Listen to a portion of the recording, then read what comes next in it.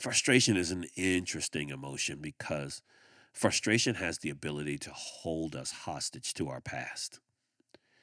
Like frustration is a way that we use pain as a motivation for safety.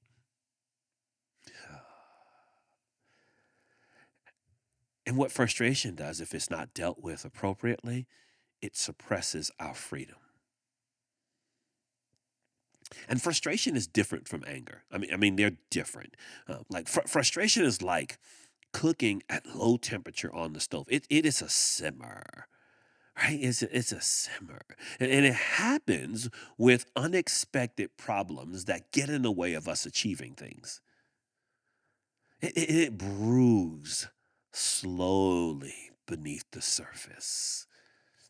And it always occurs when I don't think I can do anything about a situation, when I don't think I can do anything about a circumstance, or when I think can't do anything about an occurrence. It's not that it's true that I can't do anything. It's just when I think I can. And so I have to work past my limiting thoughts in order to get to a better management of frustration. Now, anger is different. Anger is like cooking on high temperature, y'all. Yes. Yes, full on, no stops. It's like it's a much stronger negative emotion. It comes as the result of threat or unfairness or the continuance of frustration. Because if you let that pot sit on the stove and simmer for a long time, it's going to dry up. It's probably going to catch on fire. It's going to become something more than a little simmer, right? It becomes something more. And so this is what happens. See, anger, it percolates quickly. It's assertive on the surface. Yeah, sometimes it's verbal assertiveness. Sometimes it's physical assertiveness. Sometimes it's relational assertiveness. And it comes when things challenge our well being and our values, when we experience injustices. Anger is when I think I can do something about it. I'm ready for action when anger happens. I'm just saying. But frustration is one of the harder ones to deal with because sometimes we're frustrated because we don't feel like we have control over situations or circumstances in our lives. And frustrations often are led or followed by disappointments and regrets. Yeah. Hmm. And so when we don't manage our frustrations well, we can easily slip into the blame game, right? We just start blaming ourselves. We start blaming other people. We find someone, we find something to blame to make responsible for our feelings. But there's another word a phrase I want to introduce to you if you haven't heard it before. It's called frustration tolerance. And frustration tolerance is the inability to tolerate unpleasing feelings or stressful situations. See, it comes from the feeling that my world should go the way I wish it would go, the way I expect it to go, the way I want it to go. And any frustration that comes should go away quickly and easily. Ooh.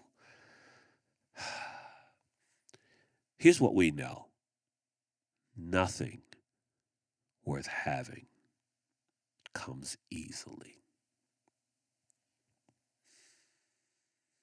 But our consumption culture has conditioned us to believe that we can have it all now. No, no, no, not now. Right now. We have become conditioned into irrational and unrealistic ways of living.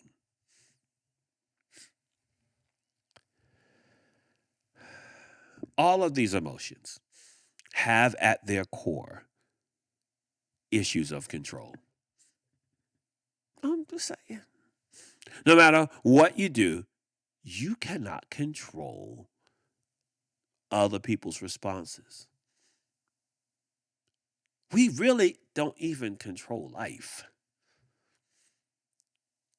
only person we can control is ourselves. And so self-regulation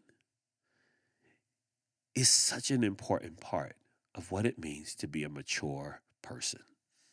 It means that I have the ability to understand and adapt to a variety of environments while managing my emotions and my behaviors. Yep, self regulation. It's being able to adapt, it's being able to understand what's happening while managing me. Now, people aren't born with this. This is actually a skill. As a matter of fact, young children use the adults or need the adults in their lives to co regulate them. We help them learn this skill of self regulation.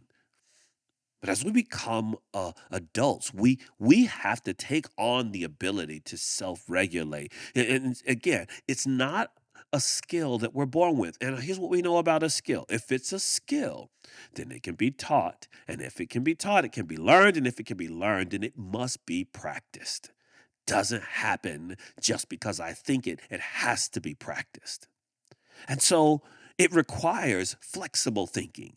And that's the ability then to set and achieve goals. It's setting my mind so I can think differently about things. I can move from one thing to another mentally. But it also requires the ability to deal with big and uncomfortable feelings in order to cope with uncertainty. Life is uncertain, and I have to be able to deal with it. And if I'm going to be good at self regulation, and here's the last piece. It requires behavior management because sometimes we have to inhibit negative impulses so we can focus on the big picture, the goal, the thing we're after.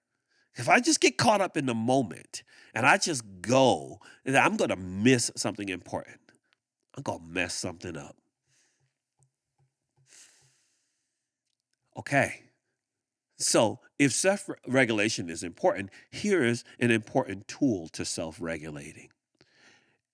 It's called emotional granularity. Yup, emotional granularity. It's an individual's ability to differentiate with specificity their emotions. I know that's a mouthful, right? Specificity. It means that I can identify the different shades of my emotions. Uh, let's put it this way. To the ordinary eye, there is just the color blue. But to an artist, they see indigo and they see cyan. And you see what I'm saying? Like they see different shades of blue. We have to be able to see the different shades of our emotions. And this skill is helpful in helping us have the right response to situations. Dr. Lisa Feldman Barrett, she's a professor of psychology at Northeastern University, says that our brains, right, are encased in this box, this dark box called the skull. And the way our brains access the world is through our senses, through our sight, our taste, through textures, smells, and sounds, right? And it uses this information to help us figure out what to do next. As a matter of fact, it helps us figure out what's going on, what's happening. Our brain figures that out through our senses.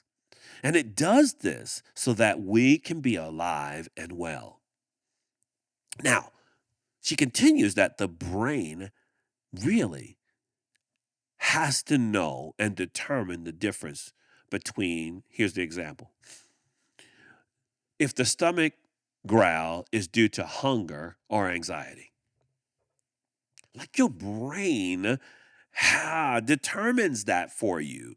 And so the brain is incredible, but here's what happens.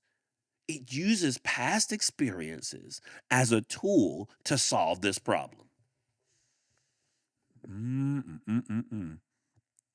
In other words, experiences tell your brain not what this is, but what it's like.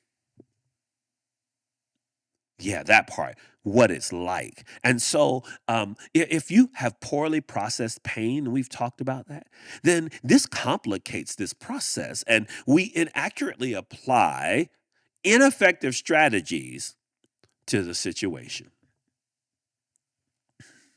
Our brains, right, that uses sensory information so we can know what to do next.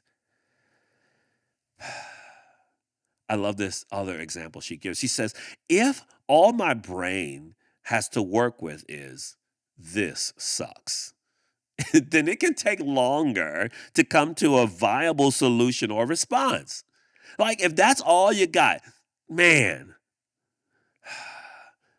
listen, sometimes what happens is we have been conditioned to use two different crowns, a white one and a black one. And we color our whole life with this red and black crown. I don't know about you, but I've seen pictures with just a black crown and just a white crown, and it's okay. When there's a whole box of 64 crayons that we get to